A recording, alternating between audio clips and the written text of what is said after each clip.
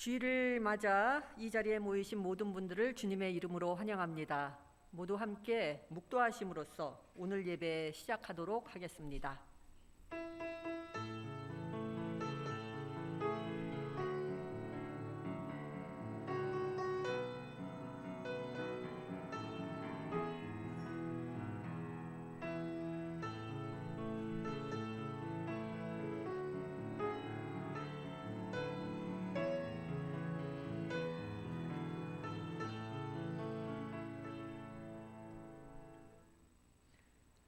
내가 정직한 자들의 모임과 회중 가운데에서 전심으로 여호와께 감사하리로다. 여호와께서 행하시는 일들이 크시오니 이를 즐거워하는 자들이 다 기리는도다.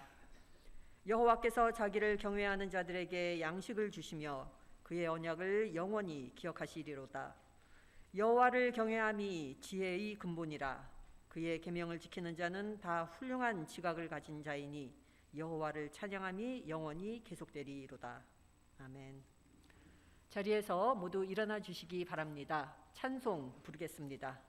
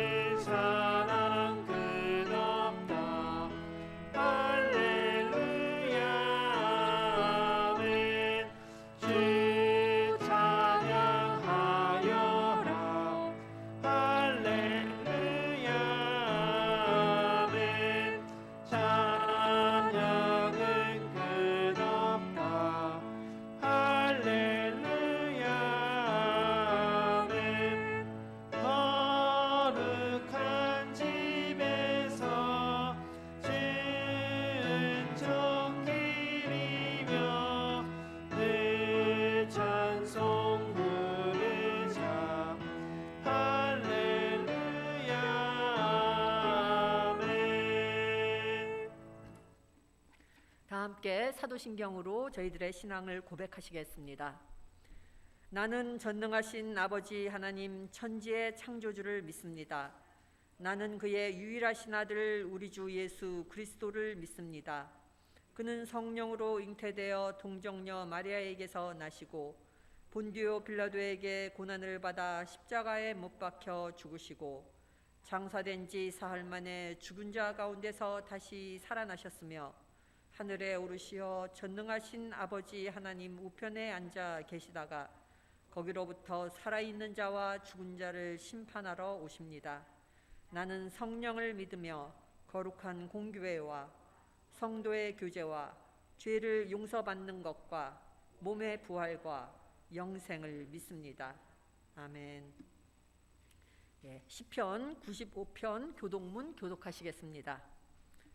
오라 우리가 여호와께 노래하며 우리가 감사함으로 그 앞에 나아가며 여호와는 크신 하나님이시오 땅의 깊은 곳이 그의 손안에 있으며 바다도 그의 것이라 그가 만드셨고 오라 우리가 굽혀 경배하며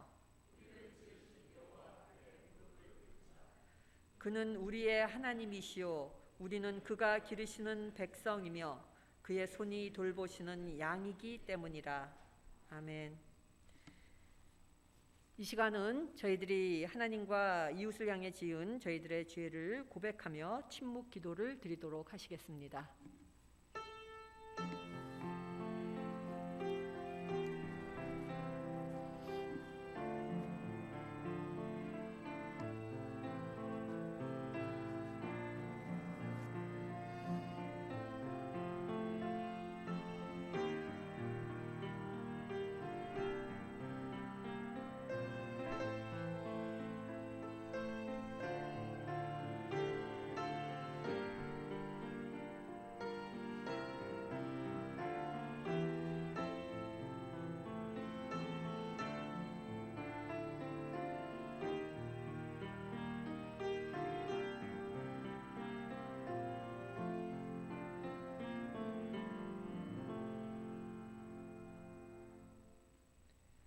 하나님께서는 진심으로 회개한 사람을 용서하십니다.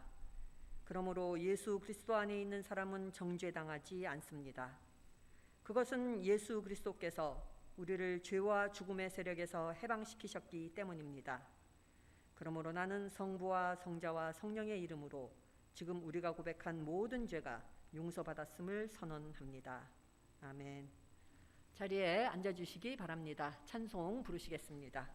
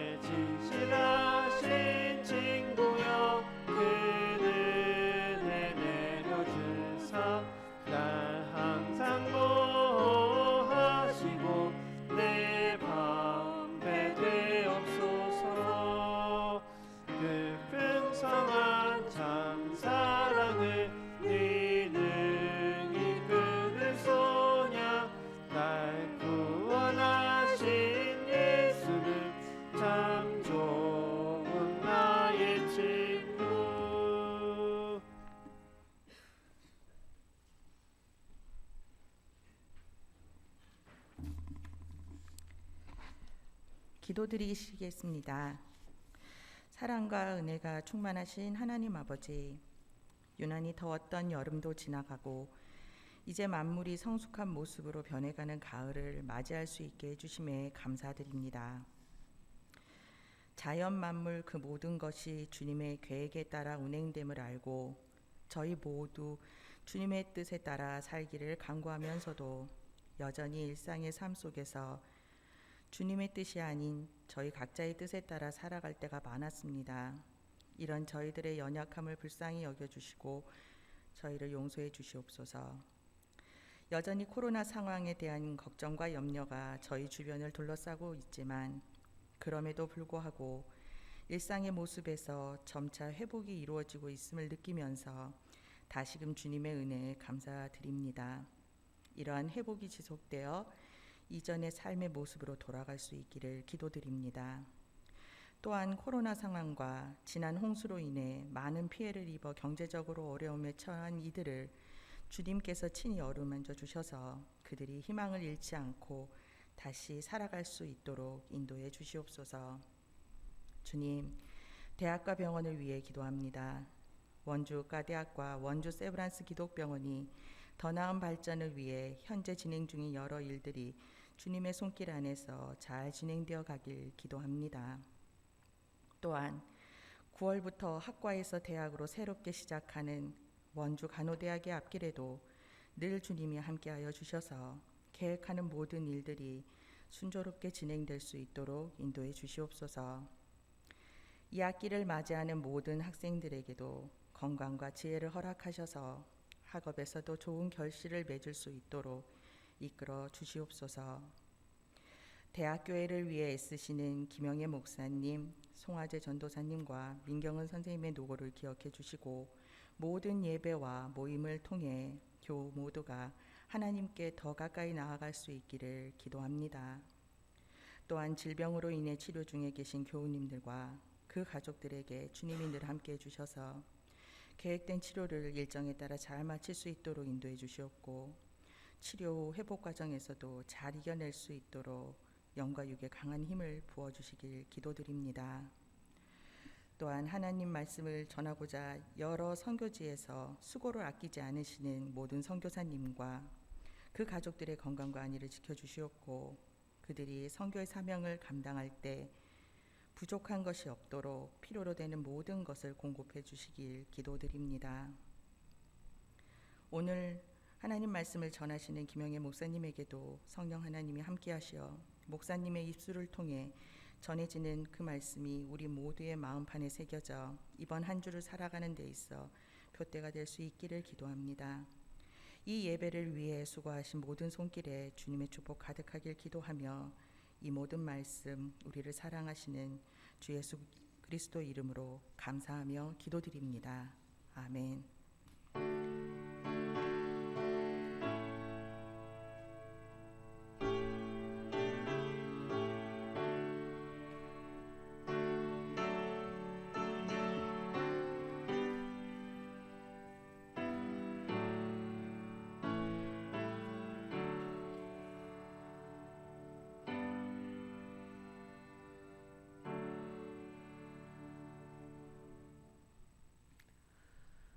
오늘 봉독할 성경 말씀은 마태복음 5장 1절에서 12절까지의 말씀이 되겠습니다. 예수께서 무리를 보시고 산에 올라가 앉으시니 제자들이 나아온지라 입을 열어 가르쳐 이르시되 심령이 가난한 자는 복이 있나니 천국이 그들의 것이며 애통하는 자는 복이 있나니 그들이 위로를 받을 것이며 온유한 자는 복이 있나니 그들이 땅을 기업으로 받을 것이며 의에 줄이고 목마른 자는 복이 있나니 그들이 배부를 것이며 긍휼히 여기는 자는 복이 있나니 그들이 긍휼히 여김을 받을 것이며 마음이 청결한 자는 복이 있나니 그들이 하나님을 볼 것이며 화평하게 하는 자는 복이 있나니 그들이 하나님의 아들이라 일컬음을 받을 것이며 의를 위하여 박해를 받은 자는 복이 있나니 천국이 그들의 것임이라. 나로 말미암아 너희를 욕하고 박해하고 거짓으로 너희를 거슬러 모든 악한 말을 할 때에는 너희에게 복이 있나니 기뻐하고 즐거워하라. 하늘에서 너희의 상이 큼이라. 너희 전에 있던 선지자들도 이같이 박해하였느니라. 아멘. 성가대의 찬양이 있겠습니다.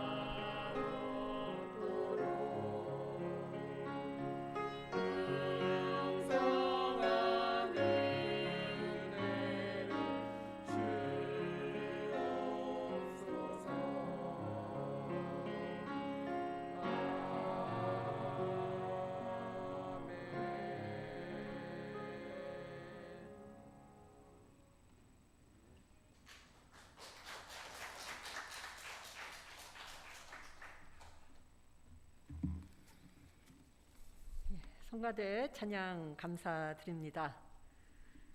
오늘 말씀은 뉴욕에 있는 록펠러 센터로부터 시작하고자 합니다.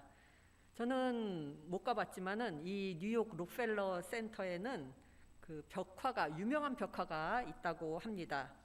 이 벽화는 무엇을 그렸냐 하면은 인간 기술 문명의 발전이 묘사된 그러한 벽화가 그려져 있다고 합니다.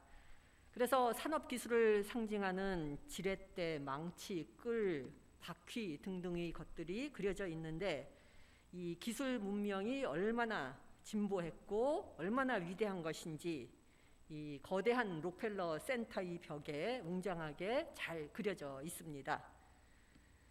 그런데 이 벽화 중에 기술 문명이라는 주제와 전혀 어울리지 않는 요소가 하나 들어 있습니다.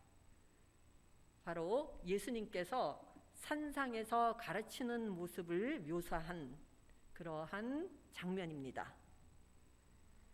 성경의 산상수훈, 예수님께서 산상에서 가르치심, 이것을 산상수훈이라고 그러죠.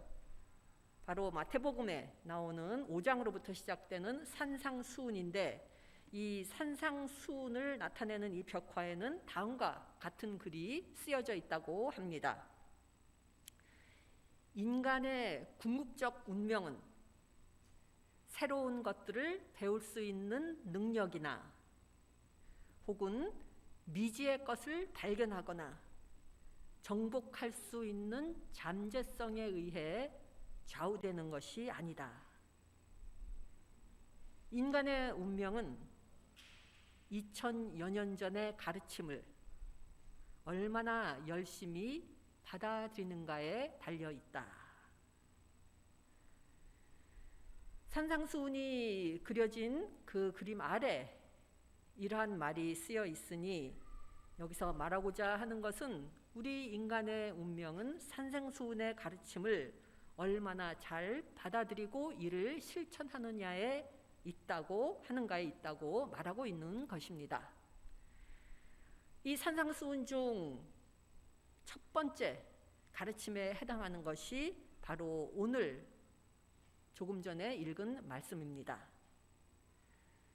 오늘 읽은 그 말씀은 팔복이라고도 합니다. 8가지의 복이라는 뜻이 되겠습니다. 이 산상수훈은 예수님의 가르침의 집대성이라고 할 수 있는데 예수님께서 이 산상수훈에서 가장 먼저 가르치시면서 하신 첫 번째 단어가 바로 행복이라는 단어입니다. 우리말 성경에서는 우리말의 구조상 행복이라는 단어가 첫 번째로 나오지는 않지만은 원어에서는 이 행복이라는 단어가 첫 단어로 등장합니다. 그리고 오늘 우리나라 성경에서는 이것이 복이라고 나오지만은 이 복에 해당하는 원어 성경의 뜻은 복이란 뜻도 있지만 행복이라는 뜻도 되고 행운이라는 뜻도 됩니다. 그래서 오늘 이 팔복에서 이러이러한 사람은 복이 있는 사람이다 라는 뜻도 되고 이러이러한 사람은 행복한 사람이다 라는 뜻도 되는 것입니다. 저를 비롯하여 세상 모든 사람들은 조금이라도 더 행복을 맛보며 살고 싶어 합니다. 이 자리에 모이신 모든 분들도 마찬가지일 것입니다. 행복이라는 것은 세상을 살아가는 사람이라면 누구나 추구하는 것입니다. 그래서인지 우리 인간의 마음을 잘 아시는 예수님께서는 행복이라는 말과 함께 가르침을 시작하고 계십니다. 질문을 드리겠습니다. 이제까지의 삶 중에서 가장 행복했던 순간을 꼽으라고 한다면은 그 순간은 언제였습니까?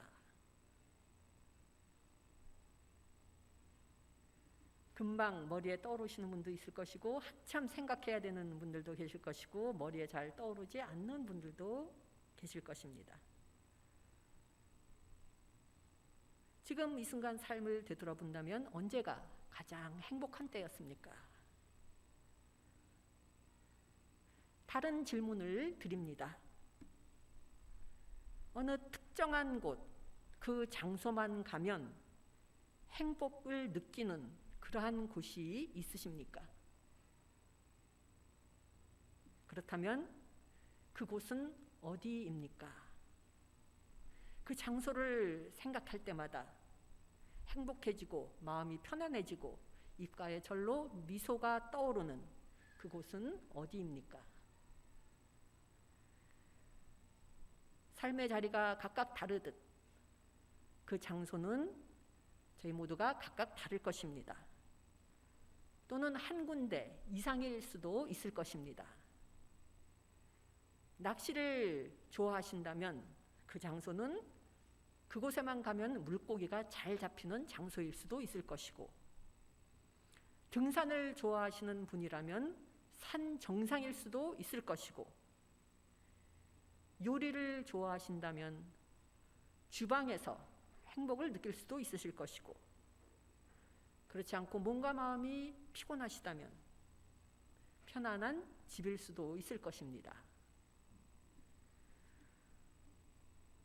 또 다른 질문을 드립니다.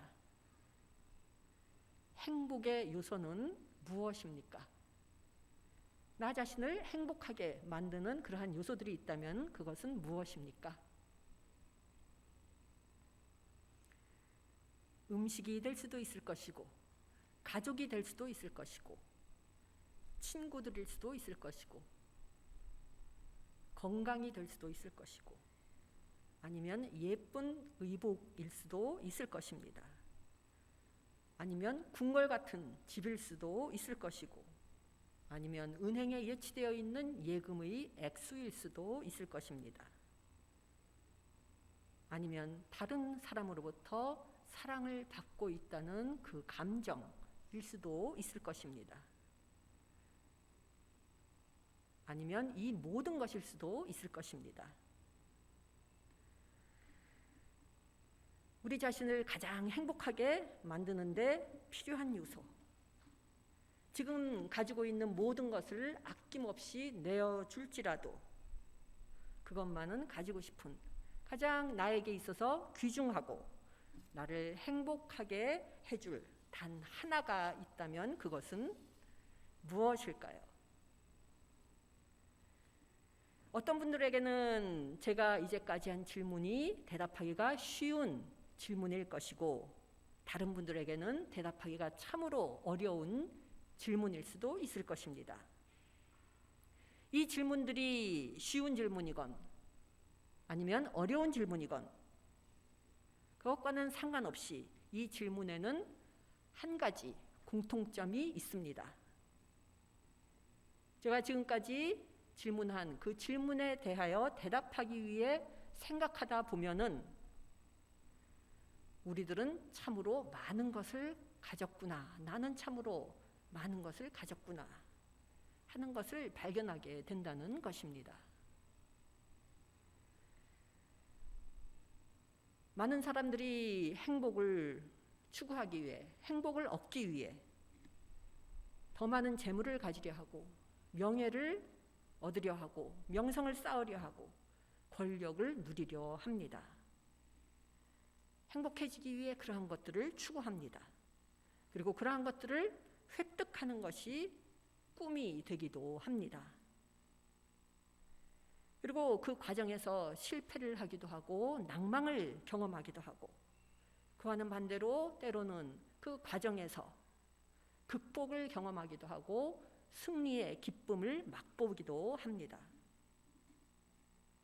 추구하는 것이 무엇이건 우리의 인생을 설계하고 꿈을 꾼다는 것은 좋은 일입니다. 그렇지만 문제는 나에게 행복을 가져다 준다고 생각하기 때문에 내가 추구하는 그런 것들이 때로는 우리의 자유를 속박하고 우리를 굴레에 빠지게 할 때가 있다는 것입니다. 정글북을 쓴 키플링이라는 작가가 있습니다. 모두 다 잘 아실 것입니다. 이 키플링은 시도 많이 썼는데 이 키플링이 쓴 시 중에 if 만약이라는 시가 있습니다. 이 시가 바로 제가 지금까지 말씀드린 그러한 상황을 너무나도 잘 대변해주는 그러한 시인데, 그렇기 때문에 제가 한번 이 키플링의 if를 읽어보도록 하겠습니다. 만약 당신이 꿈을 꿀지라도 그 꿈이 당신의 지배자가 되지 않게 할 수 있다면, 만약 당신이 생각에 잠겨 있을지라도 그 생각들이 당신의 목적이 되지 않게 할 수 있다면, 만약 당신이 승리와 재난을 만날지라도 그 두 가지를 같은 것인 양 대할 수 있다면, 만약 당신이 예전에 말했던 진실이 이제는 악인들에 의해 왜곡되어져 버린 것을 들을 수 있다면, 그 진실이 어리석은 자들을 올가매는 덫이 되어버린 것을 감당할 수 있다면, 혹은 당신이 생명을 바치기까지 하며 맺은 결실들이 산산이 부서지는 것을 바라볼 수 있다면, 그리고 멈추어 서서 낡아진 연장으로 그것들을 쌓아 올릴 수 있다면, 행복해지기를 저희 모두는 원하고 있습니다. 행복의 원칙 중 하나는 우리가 얼마나 많이 소유하고 있는가에 초점을 맞추는 것이 아니라 우리가 가진 것을 얼마나 많이 즐기며 살아가는가 하는 데 있습니다. 행복은 더 많은 것을 가지기 위해 노력하는 것이 아니라 그것을 가진 것에, 지금 가지고 있는 것에 감사하는 것입니다. 그럴 때 삶이 행복해집니다.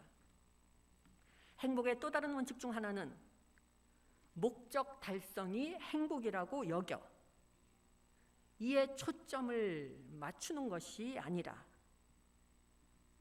목적에 이르기까지 과정 중에 겪게 되는 일들, 그 과정 중에 있었던 만남들, 그리고 그 과정 중에 일어났던 일들과 만남 속에서 성장하고 변화하는 자신의 모습 속에서 행복을 발견하고 그 과정 자체가 행복임을 알고 이를 즐기며 살아가는 것입니다. 매 순간순간이 행복한 순간일 수가 있는 것입니다. 그렇게 살아갈 때 오늘 본문에는 8가지의 행복한 사람들이 나와 있습니다. 그중 가장 수긍하기 어려운 행복한 사람이 슬퍼하는 사람입니다. 오늘 말씀해 보면 슬퍼하는 사람은 복이 있다 이렇게 되어 있습니다. 모순되는 말씀인 것 같습니다. 그렇지만 어느 시인이 이렇게 말했습니다. 우리가 만약 슬픔이라는 한 줄기의 물을 마시지 않는다면 우리 안에 있는 연민이라는 한 줄기의 물은 곧 메말라 버릴 것이다. 슬픔이 있기 때문에 우리는 연민이라는 것을 가질 수 있다 이렇게 말하고 있습니다. 하나님이 인간에게 주신 멋진 선물인 연민의 정을 슬픔이 없이는 더 이상 느끼지 못하게 된다는 말씀입니다. 항상 햇볕만 내리쬐 뿐 비가 오지 않는 곳은 사막이 되어버립니다. 이것은 인생살이도 마찬가지입니다. 항상 햇볕만 내리쬐어서 비가 무엇인지 모르고 살아간다면 그 인생은 사막과 같은 메마른 삶이 되고 말 것입니다. 그렇기 때문에 우리들은 슬퍼하고 상심하고 애통해하는 그 순간일지라도 그 와중에서도 한 조각의 행복과 감사를 맛볼 수 있습니다. 어떻게 맛볼 수 있을까요? 우리에게 내물어진 슬픔의 컵에서 슬픔을 들이마실 때 나 말고도 다른 사람들이 그 상처와 슬픔을 같이 나눌 수 있는 그러한 사람들이 있다는 것을 알 때, 그리고 그러한 사람들을 볼 때 우리는 동고동락이라는 복을 누릴 수 있고, 그로 인해 인정이라는 것을 우리가 체험하고, 그래서 그로 인해 감사할 수 있기 때문입니다.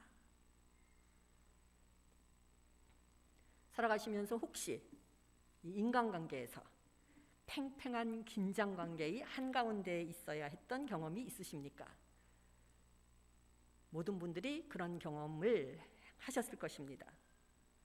이 갈등이, 인간관계에서 오는 갈등이 너무 심하면 밤에 잠도 자기가 힘이 듭니다. 그렇기 때문에 행복과 기쁨을 찾기란 거의 불가능합니다.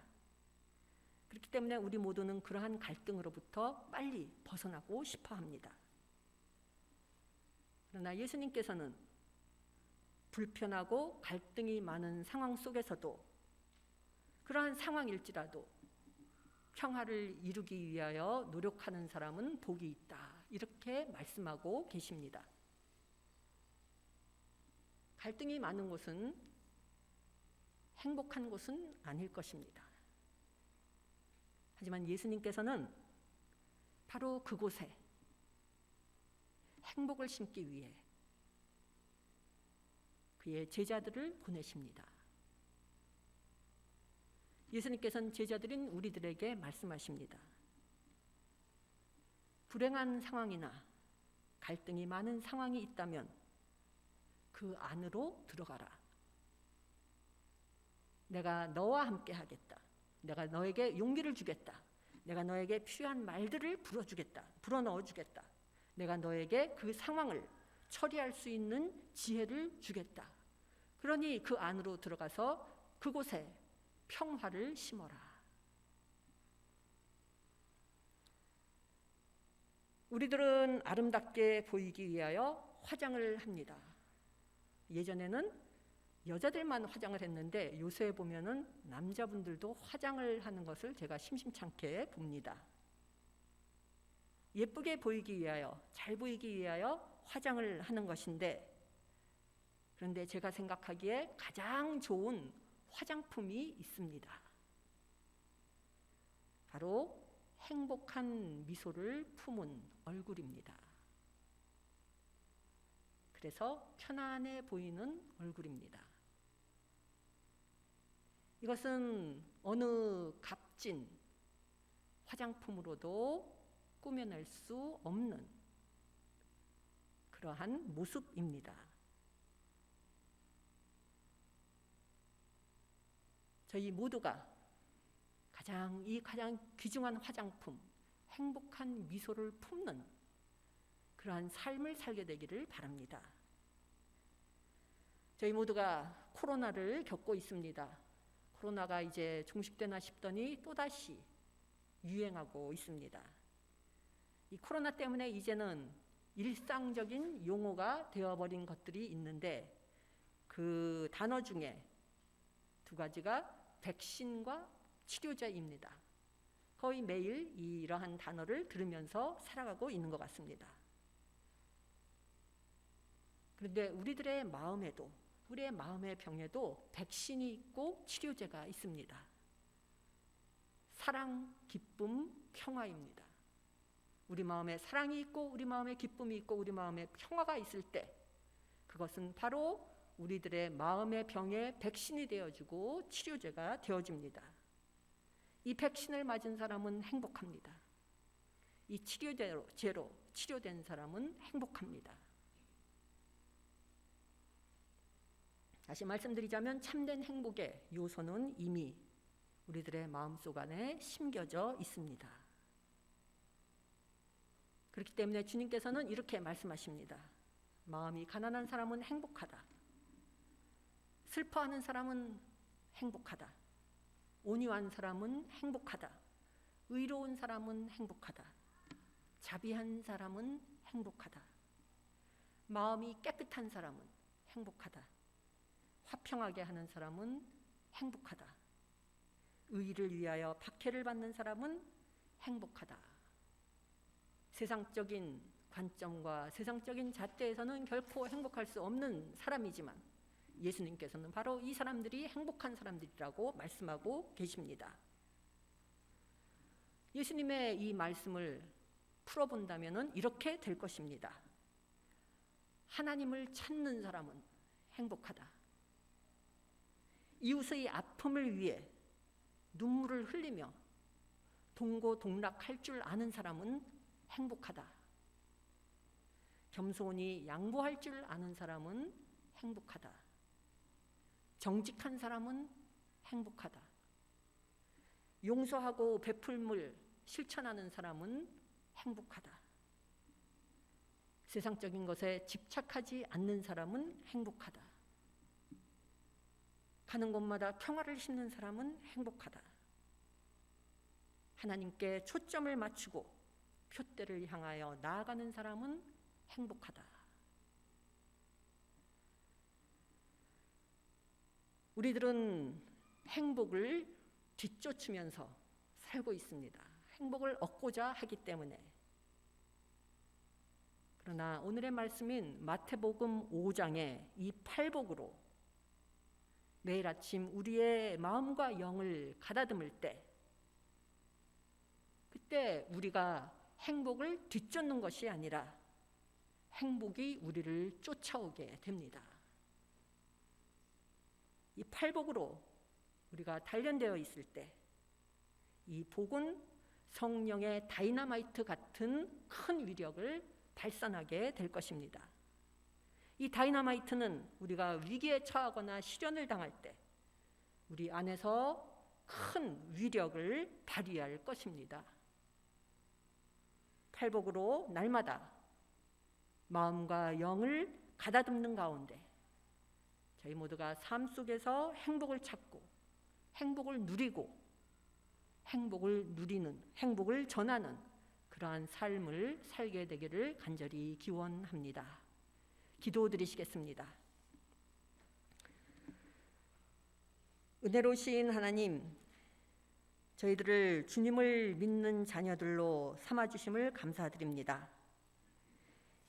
이 세상의 빛으로 오신 주님처럼 저희들도 세상의 빛과 소금이 되기를 간절히 원합니다.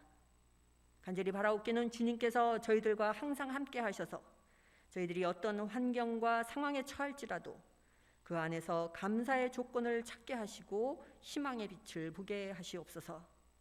주님께 저희의 초점을 맞추고 살아가게 하시고 그리하여 저희 모두가 그 가운데 참된 행복을 발견하고 누리는 복된 삶이 되게 하여 주시옵소서. 이 모든 말씀 예수님 이름으로 기도드립니다. 아멘.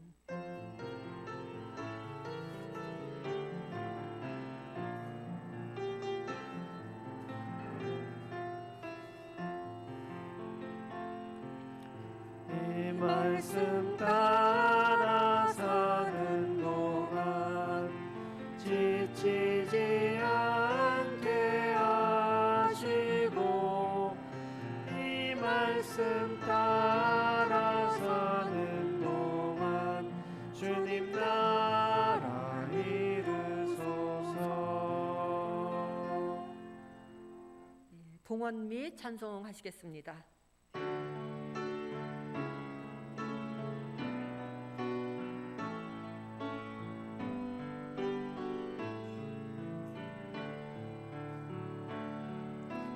내게 있는 향유옥합 주께 가져와 그 말 위에 이 말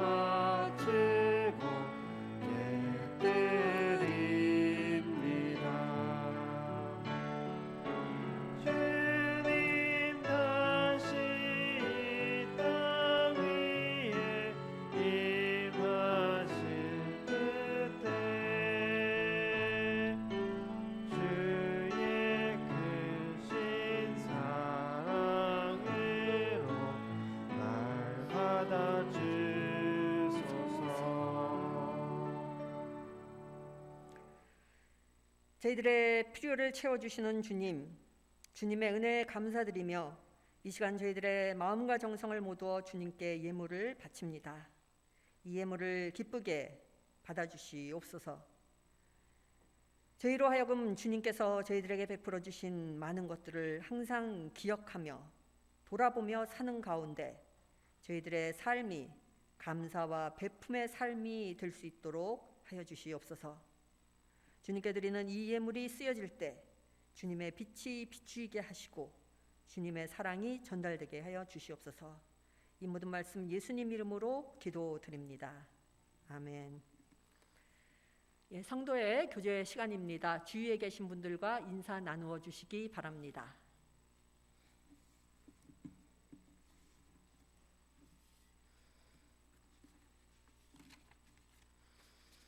예, 오늘 오랜만에 저희 교회에 나오신 분이 계십니다. 김춘희 권사님의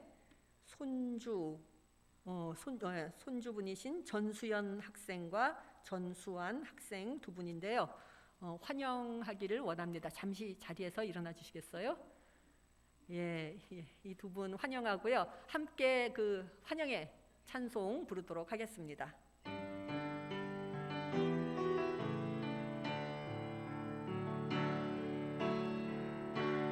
당신은 하나님의 언약 안에 있는 축복의 통로, 당신을 통하여서 열방이 주께 돌아오게 되리. 네, 환영합니다. 감사합니다. 자리에 앉아주시기 바랍니다. 오늘 예배 후 친교 모임 시간에는 8월에 생일을 맞이한 교우분들을 축복하는 시간이 있습니다. 가지 마시고 함께 축복하는 시간 가져주시면 감사하겠습니다. 기도 제목입니다. 저희 교우분들 중 건강 회복을 위해 치료 중인 분들이 계십니다. 이 치료의 모든 과정에서 하나님의 놀라운 치유의 능력이 함께 해주시기를 위해 기도해 주시기 바랍니다. 또한 코로나의 빠른 종식과 코로나 가운데서도 해외에서 사역 중이신 선교사님들을 위해서도 기도해 주시기 바랍니다. 이제 곧 새학기가 시작되는데 새학기를 시작하는 대학교의 청년들을 위해서도 함께 기도해 주시기 바랍니다. 네, 모두 자리에서 일어나 주시기 바랍니다.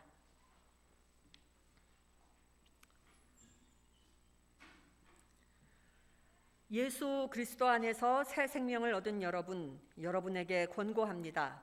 게으른 사람들을 훈계하고 소심한 사람들을 격려하며 약한 사람들을 붙들어주고 모든 사람들을 인내로 대하십시오. 여러분 중에서는 악을 악으로 갚는 사람이 하나도 없도록 하고 언제나 남에게 선을 행하도록 힘쓰십시오. 항상 기뻐하십시오. 늘 기도하십시오. 어떤 처지에서든지 감사하십시오. 이것이 그리스도 예수를 통해서 여러분에게 보여주신 하나님의 뜻입니다. 아멘.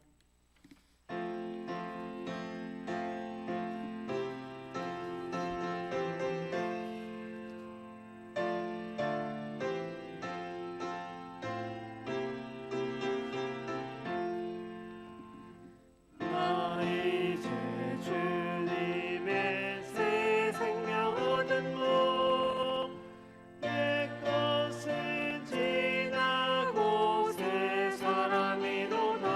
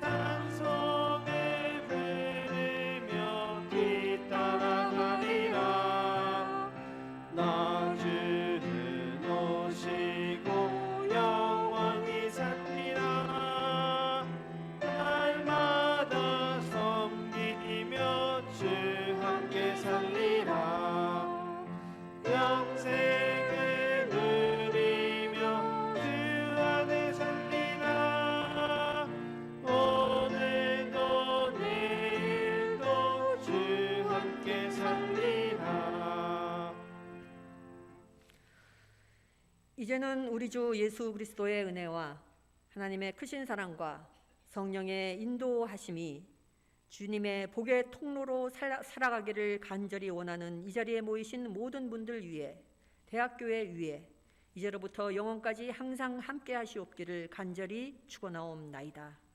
아멘.